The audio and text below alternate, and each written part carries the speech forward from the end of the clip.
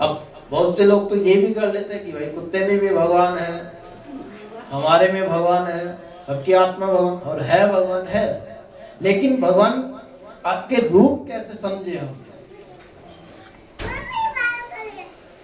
संत ने शिष्य को कह दिया कि भगवान सब में व्याप्त है, सबके हृदय में व्याप्त है। अब शिष्य की ये बात बिल्कुल दिमाग में बैठ गई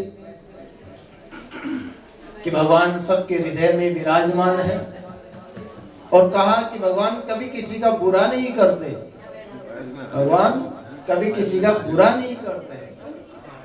तो ये बात भी शिष्य के बैठ गई। अब उसने सोचा कि हमारे गुरुजी ने कहा कि सबके हृदय में भगवान विराजमान है, अब वो तो बड़ा आनंद पूर्वक घूमता, सब कुछ छोड़ के रास्ते चल रहा तो आगे पीछे का भी ध्यान नहीं देता। एक दिन ऐसा संजोग हुआ कि एक हाथी पगला गया,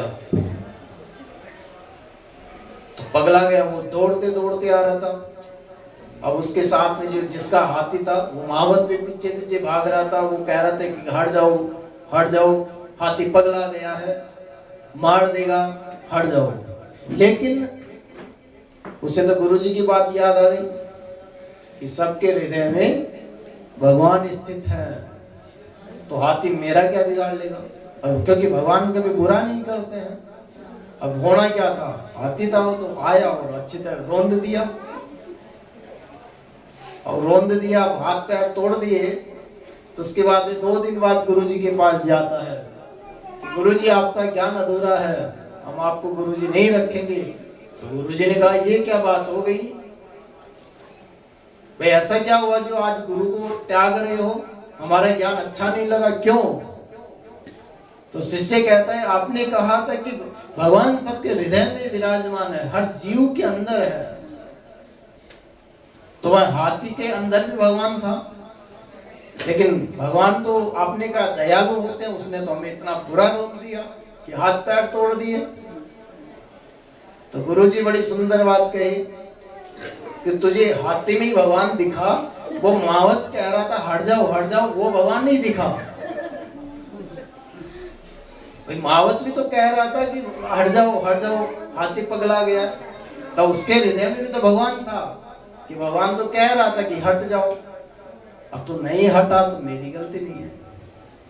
तो यही विचार करना जरूरी है, अच्छा बुरा क्या है इसकी पहचान जब हमें हो जाती है तो जीवन सफल है।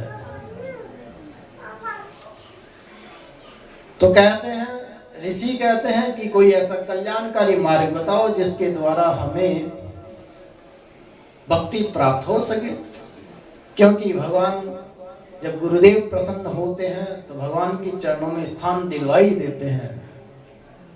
गुरु में इतनी शक्ति होती है कि वह भगवान के दर्शन करा सकता है, पर गुरु भी ऐसा चाहिए। तो यहाँ पर सूत जी महाराज सभी ऋषियों को ज्ञान देते हैं कि जन्म मृत्यु को पार होने का कौन कौन सा मार्ग है जिसके द्वारा हम अपने जीवन को सुधार सकते हैं। तो यहाँ पर जो ये सूत जी महाराज है कौन सी कथा सुनाते हैं, जो सुखदेव जी ने कथा सुनाई थी। अब ये भागवत जी वेदव्यास जी ने लिखी थी, और उन्हीं के पुत्र सुखदेव जी थे जो प्रचार प्रसार किए थे। काल व्याल मुख ग्रास त्रास निर्नाश हेतवे श्रीमद् भागवतम शास्त्रे कलौ कीरेन भाषितम् एतस्माद् परम किंचिन मनः शुद्धैन विद्यते जन्मांतरे भवेत् पुण्यम तदा भागवतम लभेत।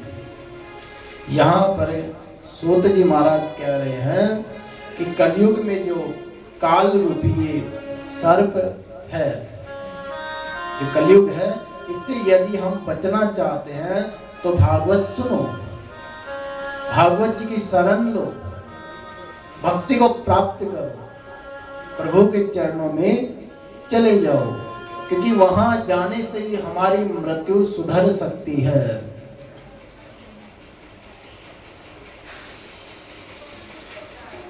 कि यदि हम अपने मन की शुद्धि चाहते हैं तो हमें भागवत सुननी चाहिए। और ये भागवत ऐसी है कि जब हमारे जन्म जन्मांतर के पुण्य उदय होते हैं तब ये भागवत सुनने का अवसर हमें प्राप्त होता है।